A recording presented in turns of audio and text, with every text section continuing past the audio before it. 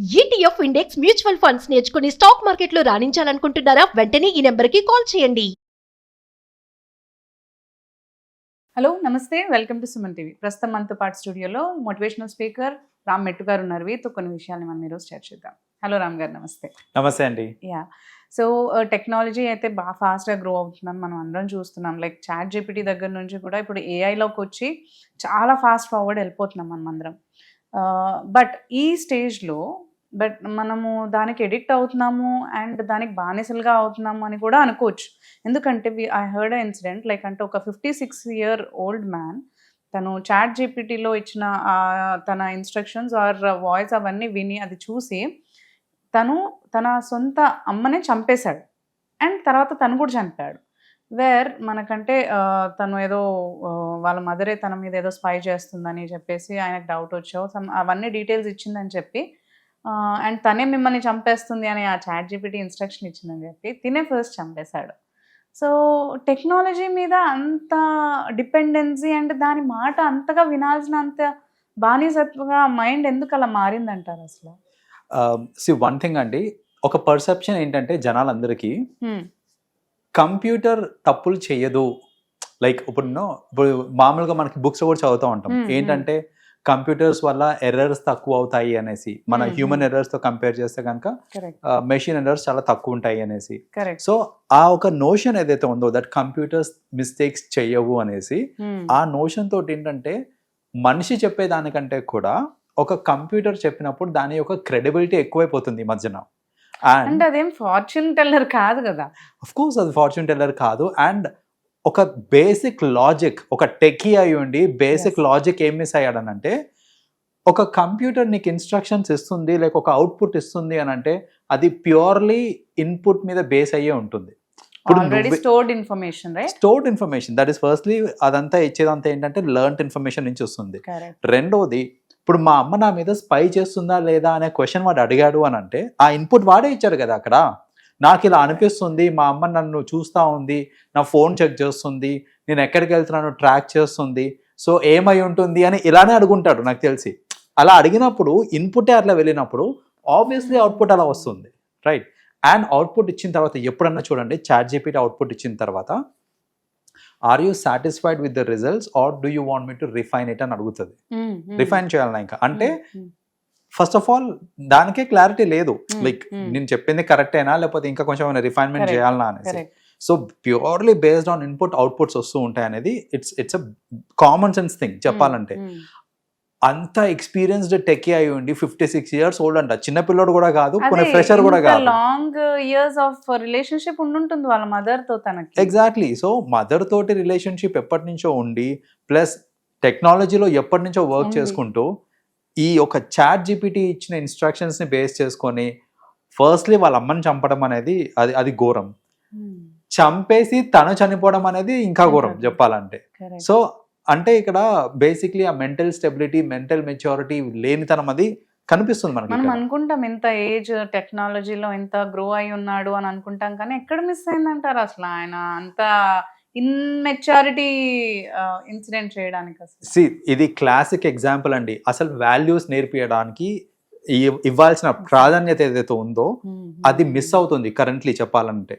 So పద్దాక technology అనేసి, studies అనేసి, లేకపోతే టెక్నికలీ నువ్వు ఎంత స్ట్రాంగ్ ఉన్నావో చూస్తున్నావు, కానీ అసలు నీ యాటిట్యూడ్ని నువ్వు కరెక్ట్గా బిల్డ్ చేస్తున్నావా, నీ పర్సనాలిటీ ఎలా ఉంది, ఇలాంటివన్నీ ఆలోచించకుండా పద్దాక ఇంకా ఫోకస్ టెక్నాలజీ మీద ఉంటే దిస్ ఇస్ ది అవుట్పుట్ అండి చెప్పాలంటే. ఫ్యూచర్లో కూడా ఇదే అవుతుంది. మనం కనుక మన పిల్లలకి రైట్ యాటిట్యూడ్, అసలు వాల్యూస్ అంటే ఏంటి, హ్యూమన్ వాల్యూస్ ఏంటి, ఇవన్నీ నేర్పించకుండా ఇప్పుడు చూస్తుంటాం కదా, ఈ ఓన్లీ బుక్కిష్ లాంగ్వేజ్ టెక్నాలజీ, నువ్వేమైనా క్వశ్చన్ అడిగితే నువ్వు దాన్ని గూగుల్ అడుకో లేకపోతే గూగుల్లో చేసుకో అని అంటున్నారు ఇప్పుడు ఈ మధ్య చాలా మంది. అదే చూస్తున్నాను, క్వశ్చన్ అడిగితే వాళ్ళు ఏం ఎక్స్ప్లెయిన్ చేయట్లేదు, గూగుల్లో కూడా వస్తుంది కదా చూసుకో అంటున్నారు. ఆబ్వియస్లీ. సో అదొకటి. ఫస్ట్లీ అదేంటంటే బుక్కిష్ నాలెడ్జ్ అయిపోయి ఈ వాల్యూస్ నేర్పకపోవడం ఒకటి. రెండోది, ఈ టెక్నాలజీ అందుబాటులో ఉండేసరికి ఏంటంటే హ్యూమన్ రిలేషన్స్ కూడా తగ్గిపోతున్నాయి, హ్యూమన్ ఇంటరాక్షన్ తగ్గిపోతుంది. Exactly right. ఇప్పుడు నేను ఒక హ్యూమన్ తో ఇంటరాక్ట్ అయినప్పుడు అవతల వ్యక్తి ఏంటి, వాళ్ళ మనస్తత్వం ఏంటి అని నాకు అర్థమవుతుంది. కరెక్ట్. సో అసలు నా ఇంటరాక్షనే లేదు పక్కన వాళ్ళతోటి అన్నప్పుడు అసలు వాళ్ళ ఫీలింగ్స్ ఏంటి, వాళ్ళ మైండ్ సెట్ ఏంటి అర్థం కాదు. The same thing is happening these days అండి. ఇప్పుడు చూడండి, ఎప్పటి నుంచో వాళ్ళ మదర్ తనను పెంచి వాళ్ళ మదర్ తోటి వండుకుంటూ కూడా ఒక టెక్నాలజీ ఇచ్చిన చిన్న ఇన్ఫర్మేషన్ తోటి చంపేయడానికి కూడా రెడీ అయిపోయాడు అని అంటే దట్ షోస్ ఎంత వీక్గా ఉన్నాయి రిలేషన్షిప్స్ అనేసి. సో ఇలా టెక్నాలజీకి బానిస అయిపోయి అది చెప్పిందే వేదము, అది చెప్పిందే కరెక్ట్ అని అనుకోవడము, అండ్ మన విచక్షణ లేకపోవడము. సో ఇవన్నీ ఏంటంటే ఇలాంటి వాటికి దారితీస్తూ ఉంటుంది. అట్లీస్ట్ హై టైం అండి, ఇప్పుడన్నా సరే ఎలా అరికట్టచ్చు అంటారు? ఇప్పుడు కరెంట్లీ ఎస్, ఇది పేరెంట్స్ ఇంకా ఎడ్యుకేషనల్ ఇన్స్టిట్యూట్స్ తీసుకోవాల్సిన స్టెప్ అండి ఇది. దీనికి ఏంటంటే ఫస్ట్ ఆఫ్ ఆల్ ఎడ్యుకేషనల్ ఇన్స్టిట్యూట్స్లో కూడా టెక్నాలజీ ఎలాగైతే శ్రద్ధగా నేర్పిస్తున్నారో అంతే శ్రద్ధగా అసలు హ్యూమన్ వాల్యూస్ ఏంటి, ఈ మైండ్ సెట్ అనేది ఎలా ఉండాలి, సో రిలేషన్షిప్స్ ఏంటివి, సొసైటీ ఏంటిది, మనం సొసైటీకి ఎలా కాంట్రిబ్యూట్ చేయొచ్చు, ఇలాంటి అంశాల మీద ఫోకస్ అనేది ఉండాలి.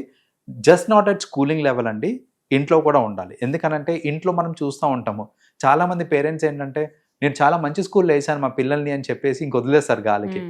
స్కూల్లో ఎంతవరకు చెప్పాలో అంతవరకు చెప్తారు అంతే.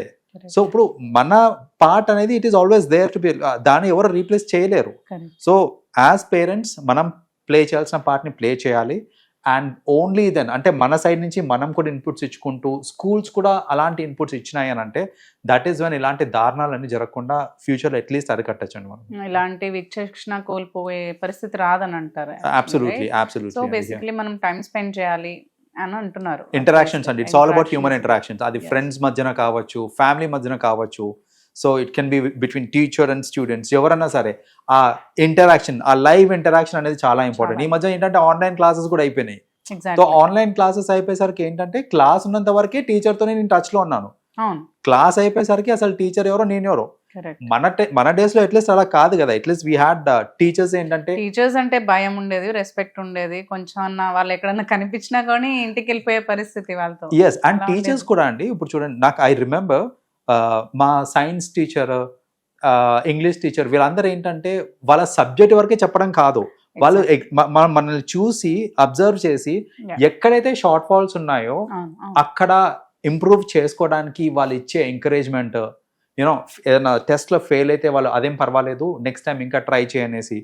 అండ్ నాకు గుర్తు కూడా ఉందండి ఏంటంటే అడాలసెంట్ ఏజ్లో మనం రిలేషన్షిప్స్లో ఉండడము, బ్రేకప్ ఇవన్నీ ఉన్నప్పుడు కూడా the kind of encouragement that teachers use to give that you know it's okay, life ఇక్కడ ఎండ్ అవ్వదు అని చెప్పి ఇచ్చేది.